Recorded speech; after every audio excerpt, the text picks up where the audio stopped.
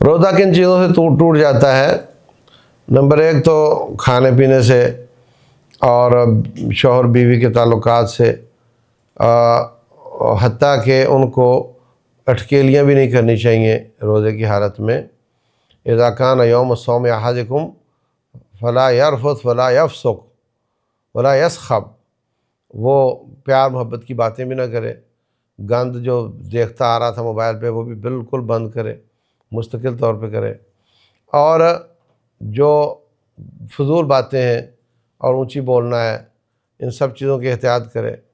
فرمایا اگر کوئی شخص روزے دار کو گالی دیتا ہے تو اس کو جواب میں کہے کہ میں روزے دار ہوں، مطلب یہ کہ زبان کا بھی روزہ ہے، آنکھ کا بھی روزہ ہے، کان کا بھی روزہ ہے، سوچ کا بھی روزہ ہے، اور آپ کی جو کھانے پینے ان چیزوں کا، ہاتھ کا بھی، پاؤں کا بھی، کوئی بھی نافرمانی والے کام نہیں کرنے، سب سے بچ کے رہنا ہے۔ تو جو روزہ توڑنے والی چیزیں ہیں وہ یہی ہیں، کھانا پینا اور بیوی شوہر کے تعلقات، جیسا میں نے عرض کیا، اور جو روٹین کا ڈسچارج ہو جاتا ہے سوتے میں مردوں کو، اس سے روزہ نہیں ٹوٹتا۔ جو عورتوں کو ماہانہ روٹین آ جاتی ہے اس سے روزہ ٹوٹ جاتا ہے، اگرچہ مغرب سے وہ 10 منٹ پہلے کیوں نہ ہو، اس کا وہ روزہ کاؤنٹ نہیں ہوگا، ٹوٹ جائے گا۔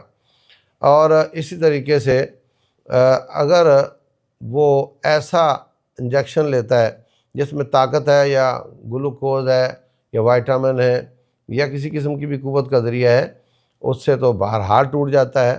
اور اگر اس میں ایسی چیز نہیں ہے جیسے انسولین ہے، یا آپ کی کوئی بھی دوائی ہے اور اس میں کوئی بھی وہ چیز نہیں ہے قوت والی، طاقت والی، غذائیت والی، تو اس کے بارے میں سعودیہ کے علماء کا فتویٰ ہے کہ اس سے روزہ نہیں ٹوٹتا۔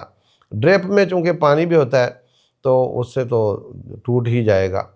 اور جو ڈائلسس کرواتے ہیں، اللہ سب کو محفوظ رکھے، ان کو بھی خون بنانے والی چیزیں لگائی جاتی ہیں، اس سے بھی روزہ ٹوٹ جائے گا۔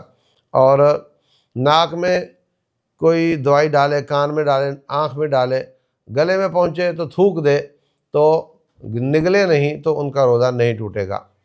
عورت کا اگر شوہر سختی کرتا ہے کھانے پکانے میں تو وہ چکھ لے اور تھوک دے تو اس کا روزہ بھی نہیں ٹوٹے گا۔ اور انہیلر لینے سے اور بھاپ لینے سے بھی روزہ نہیں ٹوٹے گا۔ تازہ مسواک، اس کا فلیور ہے اپنا قدرتی، اس سے بھی روزہ نہیں ٹوٹے گا۔ اور بلغم گلے میں آئی اور وہ معدے میں چلی گئی، اس سے بھی روزہ نہیں ٹوٹے گا۔ روٹین میں یہی چیزیں لوگ پوچھتے ہیں، ان چیزوں سے روزہ نہیں ٹوٹتا۔ واللہ تعالی اعلم۔